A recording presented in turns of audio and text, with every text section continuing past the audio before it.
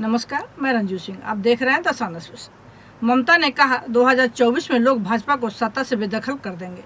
शहीद दिवस के उपलक्ष्य में आयोजित कार्यक्रम को संबोधित करते हुए ममता बनर्जी ने भारतीय जनता पार्टी पर तीखा हमला बोला है। उन्होंने कहा है कि 2024 में लोग भाजपा को केंद्र की सत्ता से बेदखल कर देंगे।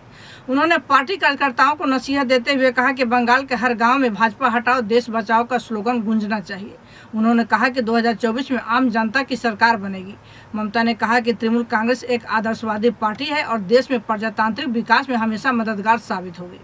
ममता ने केंद्र की सरकार पर केंद्रीय एजेंसी सीबीआई और इनकम टैक्स के दुरुपयोग का आरोप लगाते हुए कहा कि वह हमें डराने की कोशिश कर रहे हैं, लेकिन हम सिर झुकाने वाले नहीं हैं। उन्हें सत्ता से हटाकर ही हम दम लेंगे। केंद्र पर पश्चिम बंगाल में 100 दिनों के रोजगार योजना का धन नहीं देने का आरोप लगाते हुए ममता ने कहा कि गरीब लोग पिछले 7 महीने से मनरेगा में काम कर रहे हैं, लेकिन उन्हें पैसे नहीं मिल रहा है। आखिर केंद्र को किसने यह अधिकार दिया कि वह राज्य की योजना के मद की राशि को न दे? चूंकि भाजपा राज्य में चुनाव में हार गई है, इसलिए हमें दबाने की कोशिश कर रही है, लेकिन वह सफल नहीं होगी। ममता ने यह भी चेतावनी दी कि अगर 100 दिनों के रोजगार योजना की राशि केंद्र सरकार ने नहीं देती है तो वह दिल्ली जाकर घेराव करेंगी। उन्होंने खाने के सामानों, अस्पतालों में इस्तेमाल होने वाले सामानों और चिकित्सा संबंधित चीज़ों पर जीएसटी बढ़ने को लेकर केंद्र सरकार पर तीखा हमला बोला। ममता ने अपने संबोधन में मोदी की ओर इशारा करते हुए जानना चाहा कि अगर लोग मर जाएं तो उस पर कितना जीएसटी देना होगा, यह भी बता दो। मुख्यमंत्री ने बीरभूम में शुरू हो रहे देवचा पचामी कोयला खदान का जिक्र करते हुए कहा कि वहां बड़े पैमाने पर रोजगार होगा। इसके अलावा ममता ने ताजपुर बंदरगाह, नई सिलिकॉन वैली जैसी रोजगार परक योजनाओं का जिक्र किया और कहा कि बंगाल में बेरोजगारी दर पूरे देश के मुकाबले कम है।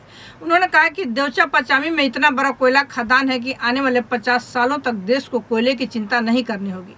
ममता ने यह भी कहा कि तृणमूल की सरकार ने लोगों को बिना मूल्य राशन दिया है। जब ममता बनर्जी संबोधन कर रही थी तब बारिश हो रही थी, बावजूद इसके भारी भीड़ थी, जिसे लेकर उत्साह जाहिर करते हुए ममता ने कहा कि बारिश देखकर भाजपा और माकपा को लगा था कि तृणमूल की रैली खत्म हो गई, लेकिन उनके मंशा पर पानी फिर गया।